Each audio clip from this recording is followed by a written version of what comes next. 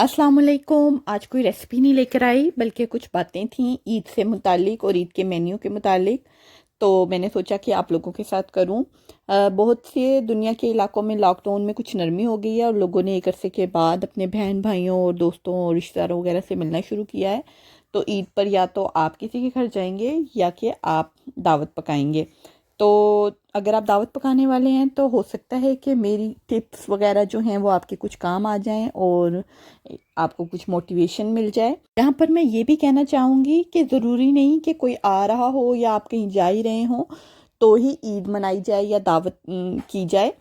कि जैसा कि ईद उल फितर पर मैंने बहुत से लोगों को ये कहते हुए सुना था कि कौन सा कहीं जाना है या किसी ने आना है तो क्या करना है तैयार होके वगैरह वगैरह। तो ये बात गलत है। मैं जानती हूँ कि हर किसी की अपनी मर्ज़ी और ओपिनियंस होते हैं और हमें उनकी रिस्पेक्ट करनी चाहिए, लेकिन ईद किसी की पर्सनल चॉइस या लाइकिंग की मुताबिक नहीं आती।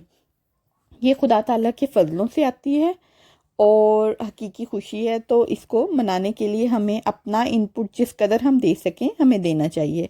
अल्लाह ताला करे कि हम सब हकीकी खुशी अ, हम सब के नसीब में हो। तो लेक्चर वाला मेरा मूड बिल्कुल नहीं था, तो सीधा चलते हैं ईद की दावत पर, जिसके बारे में बात करने के लिए मैंने ये वीडियो बनाई है। हमारे यहाँ ईद का मेन्यू जो है वो तकरीबन हर बार मिलता जुलता ही होता है और चंद रेसिपीज़ हैं जो हमेशा ही बनती हैं। और इस बार ईद उल फितर पर मैंने मेन कोर्स को थोड़ा तब्दील किया था। लेकिन यहाँ पर एक टिप देना चाहूँगी कि मेन्यू तैयार करते वक्त प्लीज़ इस बात का ख्याल रखें कि आपकी रेसिपीज़ ओवरलैप ना हो। होपफुली आपको समझ आ गई हो। मेरा मतलब है कि चाहे आप 101 डिशेस बनाएं मगर हर डिश का जायका दूसरी से मुख्तलिफ हो और खाने वाले को पता चले कि वो क्या खा रहा है, यानी कि प्लेट में हर चीज़ का अपना जायका और मज़ा हो। ईद है तो मेन्यू बहुत ही सादा ना हो मगर इतना मुश्किल भी नहीं कि आपका ढेर टाइम लग जाए या कि ईद का दिन किचन में ही गुजर जाए, बल्कि ऐसा हो कि आप भरपूर ईद भी इंजॉय कर सकें और अपने प्यारों को बहुत अच्छे अंदाज में केटर भी कर सकें। मैं कोई प्रो ऑर्गेनाइजर तो नहीं हूँ और ये भी सच है कि ईद से पिछला दिन जो कि चांद रात कहलाता है चारों तबक रोशन कर देता है, क्योंकि बहुत सा पेंडिंग वर्क जो कि मैंने अपनी टू डू लिस्ट में दिया होता है और प्रिपरेशंस भी होती हैं, तो एक प्रेशर होता है जो कि काफ़ी ज़्यादा जो है वो हार्ड वर्क उस दिन करना पड़ता है। लेकिन जब उसका रिज़ल्ट आता है तो फिर आपको बहुत अच्छा लगता है और आपकी सब थकान दूर हो जाती है। तो यहाँ पर आपको बताती हूँ कि आपने ईद की तैयारी कैसे शुरू करनी है। आप कामों की लिस्ट तैयार कर लें और उसको 3-4 रोज़ पहले दिनों में डिवाइड कर लें ईद से। तो इसकी कैटेगरीज इस तरह से मैं बनाती हूँ: कुकिंग, होम केयर और सेल्फ केयर। ये 3 कैटेगरीज होती हैं। तो इसके बाद अब इस वीडियो में हम मेन फोकस हमारा दावत होगा। तो अगर आपको सेल्फ केयर और होम केयर की टू डू लिस्ट या इस किस्म की किसी चीज़ की ज़रूरत है तो आप मुझे कमेंट्स में बताएं, उस पर भी हम एक वीडियो बना लेंगे। तो अब मैं दावत के मुतालिक बताती हूँ। मैं आपसे डिस्कस करती हूँ अपना पिछले साल का ईद उल अज़हा का मेन्यू। तो उससे फिर आपको आइडिया हो जाएगा, उसके अकॉर्डिंग मैं आपको बताऊंगी कि किस तरह से दावत की प्रिपरेशन की थी और सब कुछ, तो आपको थोड़ा आइडिया और मोटिवेशन मिल जाएगी। इस बार का भी मैंने तैयार नहीं किया तो इसलिए उस पर बात नहीं करेंगे। मैं बाद में आपको बताऊंगी कि इस बार हमारा ईद मेन्यू क्या था। पिछले साल होपफुली मैं कोई चीज़ भूल ना जाऊँ। हमारे स्टार्टर में फ्रूट चाट थी, काले चने की चाट थी, रशियन सैलेड और दही भल्ले थे। मेन कोर्स में मिक्स ग्रिल, पुलाव, कढ़ाई और नान और सलाद। और जी, और अमूमी तौर पर मैं पुलाव के साथ ग्रेवी वाला ही कुछ बनाती हूँ, लेकिन बाज़ दफ़ा आपको पता होता है कि आपके मेहमान क्या पसंद करते हैं, तो आप उसके अकॉर्डिंगली अपना थोड़ा सा वियर्ड भी कर सकते हैं मेन्यू। तो ये ज़रूरी नहीं कि पुलाव बन रहा है तो ग्रेवी मस्ट है, क्योंकि ये दोनों चीज़ों का कॉम्बिनेशन बहुत अच्छा गया था। इसके बाद मीठे में फ्रेश क्रीम केक ही था।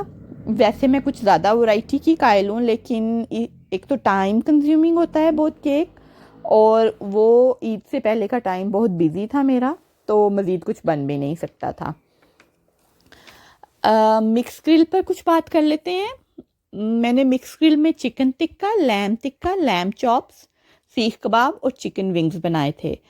मिक्स ग्रिल का हरगिज़ ये मतलब नहीं है कि सब चीज़ों को एक ही मसाला मल के ते ओवन च पा दो ते फिर बाद च कड़ के ते ढेर ला दो, बल्कि इसमें अगर आपके टिक्का है, चिकन टिक्का का और जायका है, लैम टिक्का का और, चॉप्स बिल्कुल टोटली डिफरेंट होती हैं, सीख कबाब तो जाहिर है एक और चीज़ है, और चिकन विंग्स को भी बिल्कुल एक डिफरेंट टेस्ट का होना चाहिए, ताकि मिक्स ग्रिल में से जो चीज़ भी खाए उसको मज़ा आए और उंगलियां चाटता रह जाए।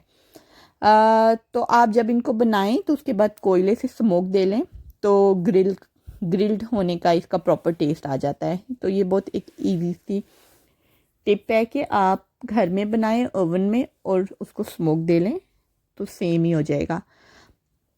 और इसके साथ मैं आपको बताऊं कि अगर आपको ये मेन्यू लग रहा है, इसकी प्रिपरेशन पे अभी बात करेंगे, लेकिन सिर्फ खाना पकाना ही एक औरत का नहीं होता कि उसने ईद पर अच्छा पका के सबको खिला दिया, बल्कि इस मेन्यू के साथ मैंने मेहंदी भी लगाई थी, फैंसी जोड़ा भी पहना था, ज्वेलरी भी, और तस्वीरें भी बनाई थी। तो कोशिश करें, और क्योंकि कोशिश करने वाले की कभी हार नहीं होती। तो कहने का मकसद सिर्फ ये है कि ना ही खाने पका पका के मत मार लेनी है, और ना ही बिल्कुल दिल छोड़ देना है कि ईद नहीं मनानी। शॉपिंग जो है ईद से आप 2 रोज़ पहले कर लें। ये वो शॉपिंग की बात हो रही है जो कि आपकी कुकिंग वाली है, ये नहीं कि आप 2 रोज़ पहले जोड़ा ख़रीदने जा रहे हो, बल्कि इसमें सब धनिया पुदीना सब मिर्च सलाद और जो फल वगैरह हैं वो 2 रोज़ पहले आएंगे तो ज़रा फ्रेश रहेंगे। और ये चीज़ें फ्रेश जो हैं, एक तो गार्निशिंग में बहुत काम आती हैं, और दूसरा फ्रेश फ्रूट से ही जो है चाट वगैरह में भी मज़ा आता है। और चने काले सफ़ेद और जो किडनी बीन्स वगैरह हैं वो तो आप जितने दिन चाहे पहले उनको बॉईल करके फ्रीज़ कर लें, वो बिल्कुल ठीक रहेंगे। या फिर आप टिन वाले भी इस्तेमाल कर सकते हैं। और इसके अलावा दही भल्लों के लिए भल्ले जो हैं वो भी काफ़ी रोज़ पहले आप बनाकर उनको फ्रीज़ कर सकते हैं। उनका फ्रीज़र में जो ये सब चीज़ें, इनका जायका बिल्कुल फ्रेश ही रहता है। दही भल्लों के बारे में मैंने एक चीज़ एक्सपीरियंस की थी अभी कुछ ही दिन पहले, क्योंकि मैं इनको बना कर ही रखती हूँ और मैं जल्दी में थी, तो मैंने उनको अच्छी तरह से सोक नहीं किया था गर्म पानी में। जब फ्रीज़र से निकाले थे वो मेल्टेड तो हो गए थे, लेकिन सोक नहीं हुए थे प्रॉपरली, तो थोड़े से वो ड्राई लग रहे थे। तो मैं हमेशा दही भल्ले बनाते हुए उनको दही को ज़रा पानी थोड़ा डाल के फेंट के ज़रा पतला करके उसमें काफ़ी देर के लिए सोक करती हूँ, उसके बाद उनको दही भल्लों वाले प्लेटर में डालती हूँ। तो इससे ये बहुत ही टेस्टी बनते हैं और बहुत सॉफ्ट होते हैं। तो ये मैंने एक गलत चीज़ एक्सपीरियंस की थी, तो मैंने कहा ये टिप आपको साथ देती चलूँ। तो आप जब भी दही भल्ले बनाएं, चाहे आप जल्दी में बना रहे हैं या जो भी, आपको पता होना चाहिए कि ये चीज़ें जो हैं छोटी छोटी आपकी डिश के इंटायर जो टेस्ट है उसको ख़राब कर सकती हैं। बारी आती है एक दिन पहले की, जो कि चांद रात कहलाता है। तो इस दिन हमने तमाम मैरिनेशन करनी है और तमाम कटिंग भी। इसको आप ऐसे डिवाइड कर लें कि एक चूल्हे पर आपने आलू उबलने के लिए रख दिए हैं, एक पर पुलाव के लिए यखनी तैयार हो रही है, और अगर ज़्यादा चूल्हे हैं तो साथ ही इमली की चटनी भी बनने के लिए रख दें। इमली की चटनी जब अब यहाँ पर एक और टिप आपको दूँ कि इमली की चटनी हमारी आलू चना चाट में, काले चना चाट में, दही बल्ला में और फ्रूट चाट में, चारों चीज़ों में डलनी है। लेकिन इसकी क्वांटिटी और डालने का जो बाकी मसाले जो डलने हैं वो ऐसे आपने बैलेंस करने हैं कि इन सब चीज़ों का अपना अपना टेस्ट हो। ये नहीं कि सेम इमली की चटनी अगर आप सब में डाल रहे हैं तो हर चीज़ का जायका एक ही हो। तो इस बात का आप ख्याल ज़रूर रखें, क्योंकि आलू चना चाट में जब इमली की चटनी डलेगी तो वो ज़रा खट्टी होनी चाहिए, जबकि दही बल्लों में जब जा रही है तो उसका जायका मीठा और फ्रूट चाट में माइल्ड सी होगी। तो आप जब दही बल्लों वाली आप डिफरेंट भी कर सकते हैं, बाज़ारी इस्तेमाल कर लें, या अगर आप घर वाली इस्तेमाल कर रहे हैं तो आप इसमें थोड़ा सा इसको गाढ़ा भी होना चाहिए, तो आप कॉर्नफ्लोर वगैरह डाल के इसको गाढ़ा कर सकते हैं। तो ये छोटी छोटी बातें जो हैं ये आपको, अगर आप इनको साथ नोट करते जाएं तो आपकी दावत बहुत अच्छी सी और मज़ेदार सी तैयार हो जाएगी। अच्छा जी, अब कटिंग की बात कर लेते हैं। तो हमने मॉर्निंग के टाइम में डिफरेंट कटिंग्स हो जाएंगी, और फिर जब जैसे जैसे आपका दिन गुजरता जा रहा है और ईद का दिन करीब आता जा रहा है, आपकी कटिंग्स भी डिफरेंट होंगी। जैसे प्याज और टमाटर आप सुबह ही बेशक काट के रख लें। आप अदरक जो आपके सालन पे डलना है, जो उसकी स्लाइसिस जो स्टिक्स की सूरत में, वो आप काट लें। आपका लहसुन वगैरह छिला हुआ हो सब कुछ जो है। और उसके अलावा प्याज जो मैं काटती हूँ उनको मैं पानी में डालकर जो है रख देती हूँ, उससे फिर ये फ्रेश रहते हैं। मॉर्निंग में ही काट लिए हैं, पानी में भिगो कर रखती हैं, लेकिन शाम में जब आपने सब चीज़ें फ्रिज में रखनी है उस टाइम इनको ड्रेन करके आप एक बॉक्स में डाल के फ्रिज में रख दें। चूँकि गर्मी है तो फ्रिज में चीज़ें रखनी पड़ेंगी, वरना ख़राब हो जाएंगी। तो इसलिए आप देख लें कि जिन चीज़ों को एक ही डिश में जाना है और जिनकी फ्रेशनेस ख़राब नहीं होती इकट्ठे रखने से, उनको आप एक ही डब्बे में भी डाल के रख सकते हैं। जैसे आलू और चने जो हैं उनको आप इकट्ठे एक एक बॉक्स में डाल के आप फ्रिज में रख सकते हैं, और लेकिन प्याज और टमाटर को आप अलग-अलग बॉक्सेस में डाल के रखें। और इसके अलावा आप रशियन सैलेड के लिए चिकन उबाल लें, वो भी आप बिल्कुल मॉर्निंग में आप उबाल सकते हैं। मटर उबाल लें, बाकी सब्जियां भी काट के रख सकते हैं, उनके कटिंग पे कोई फ़र्क नहीं पड़ेगा। ये सब चीज़ें कट तो एक एक दो दो मिनट में ही जाती हैं, लेकिन ये सब कुछ जो है ईद वाले दिन करना मुमकिन नहीं होता। अगर आपके पास कोई हाउस हेल्प नहीं है या आप हमारी तरह प्रदेश में हैं, तो फिर आपको खुद ही सब कुछ करना पड़ता है। तो आप जो है ये एक रोज़ पहले करके रखेंगे, तो एक तो आपकी सब चीज़ें फ्रेशली तैयार होंगी नेक्स्ट मॉर्निंग, क्योंकि हमने कुछ भी जो है वो मिक्सअप नहीं किया हुआ।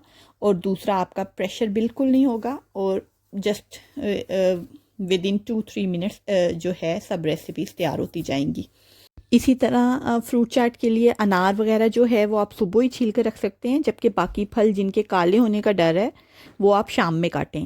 और इसकी यहाँ पर एक टिप बता दूँ कि उनकी लेयर्स इस तरह लगाएं कि काले ना हो। मसलन पहले सेब काटें, फिर उस पर अनार, अंगूर या पाइनएप्पल वगैरह की, सेब के बाद केला काटें, फिर उसके बाद जो है इन चीज़ों की जो कि काले नहीं होने वाले अनार वगैरह, इनकी लेयरिंग ऊपर कर दें। तो इस तरह से आपका एक तो बिल्कुल फ्रेश रहेगा फ्रूट, और काला भी नहीं होगा। और फ्रिज में रख दें इनको ढककर। और जो है इनमें चटनियाँ जो हैं वो सुबह डालनी है आपने फ्रेश, तो उससे बिल्कुल एक फ़्रेश फ्रूट चाट बनेगी। और अब हम सालन की तरफ आते हैं। तो सालन अगर आपने एक से ज़्यादा बनाने हैं तो वो मुख्तलिफ हों, ये ना हो कि एक ही जायके वाले जो हैं वो सालन हो। और अगर कढ़ाई लैम है तो चिकन कोरमा कर लें। और ये मैं सिर्फ ईद का मेन्यू बता रही हूँ, तो सब्ज़ी दाल वगैरह को शामिल नहीं किया। बहुत से लोग इस वीडियो को अनलाइक करेंगे कि सब कुछ ही बीफ चिकन, तो ये त्यौहार के हिसाब से इसका एहतमाम अच्छा लगता है। अब ईद उल ज़ुहा के दावत पर कम से कम मैं दाल सब्ज़ी वगैरह की तो कोई डिश नहीं बनाऊंगी।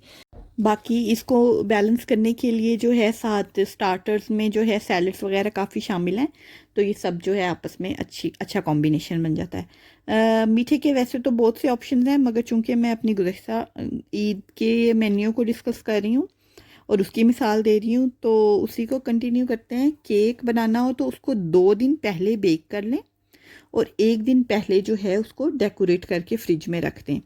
तो ईद वाले दिन बहुत सा अच्छा वो सेट हो गया होगा। मेरे मेहमानों को चूँकि ये स्पेशल फ्रेश क्रीम केक ही खाना था तो मैंने बनाया, वरना ईद पर केक वाला आइडिया भी मुझे इतना फैंसी नहीं लगता। जैसे कि पुलाव और कढ़ाई का कॉम्बिनेशन, मगर ये सब भी सुपर हिट किया था और साथ में बहुत अच्छा भी लगा था। सालन जो है वो मैं एक एक रोज़ पहले ही बनाने को प्रेफर करती हूँ। कढ़ाई भी आपकी फ़्रेश ही रहती है अगर आपने शाम में बना लिया तो नेक्स्ट डे। लेकिन कढ़ाई का ऐसे है कि कभी मैं ईद वाले रोज़ भी इसको बना देती हूँ, जबकि पुलाव को दम पे लगाया है, क्योंकि इस पर इतना ज़्यादा टाइम नहीं लगता अगर आपने सब कुछ कटिंग वगैरह करके रखी हुई है। और या अगर आपने चिकन कोरमा वगैरह बनाना है, वो भी अगर एक रोज़ पहले आपने तैयार कर लिया है तो वो बिल्कुल ठीक रहता है। या फिर लास्ट ईद पे जैसे मैंने अभी छोटी ईद पे कोफ्ते तैयार किए थे, तो उनका मिसाला भून के और कोफ्ते भून के आप रख दें, और सुबह जो है वो उसको उसमें पानी डाल के उसका शोरबा करें, तो वो एक फ़्रेश बिल्कुल आपकी डिश तैयार हो जाएगी। तो इस तरह भी आप कर सकते हैं कि कोई सालन ऐसा है जिसका मिसाला भून के रख सकते हैं, और फिर नेक्स्ट डे उसको बिल्कुल फ्रेशली आप शोरबा करके और साथ में फ्रेश धनिया वगैरह डाल के बिल्कुल आपका अच्छा सा सालन तैयार हो जाता है। तो कहने का मकसद ये है कि बहुत सारी डिफरेंट तरीक़ों से आप अपनी ईद वाले दिन का बर्डन थोड़ा बैलेंस करके और बहुत अच्छी सी दावत भी तैयार कर सकते हैं और साथ में ख़ुद भी तैयार हो सकते हैं। बातें बहुत सारी थी और बहुत सारे डिफरेंट मेन्यूज़ के कॉम्बिनेशंस मैंने आपके साथ डिस्कस करने थे, लेकिन ये क्लिप काफ़ी लंबा हो गया है, तो एक दफ़ा दोबारा आऊँगी और ईद वाले दिन को कैसे आपने बैलेंस करना है उसके मुतालिक थोड़े से आइडियाज़ दूँगी और अपना इस बार के ईद का मेन्यू भी आपके साथ डिस्कस करूँगी और उसके मुतालिक भी चंद टिप्स दूँगी। तो मेरा मेन्यू सेट करने में आप मेरी मदद करें। आप मुझे बताएं कि आपको कौन कौन सी जो है रेसिपीज़ ईद से पहले सीखनी है, ताकि मैं आपके साथ वो शेयर कर सकूं। ईद के बाद तो बहुत सारी रेसिपीज़ शेयर करूंगी, चूँकि जो ईद पे बनाऊंगी उसको ज़रूर फ़िल्म करूंगी, मगर आप मुझे बताएं, मैं आपको कुछ ऑप्शन देती हूँ कि आप कौन कौन सी रेसिपी ईद से पहले सीखना चाहते हैं। तो फिर अगले क्लिप में मिलती हूँ, तब तक के लिए अल्लाह हाफिज़। वीडियो के आखिर पर मैं जो है वो अपनी डिशेस के नाम लिख दूँगी, जो कि मैं आपको ईद से पहले सिखा सकती हूँ, क्योंकि 3 या 4 डिशेस से ज़्यादा मैं अपलोड नहीं कर सकूँगी। ये भी बहुत ज़्यादा मेरे लिए टफ़ हो जाएगा। लेकिन आप प्लीज़ मुझे कमेंट्स में नाम लिख के बताएं कि आपको कौन सी डिश की रेसिपी चाहिए।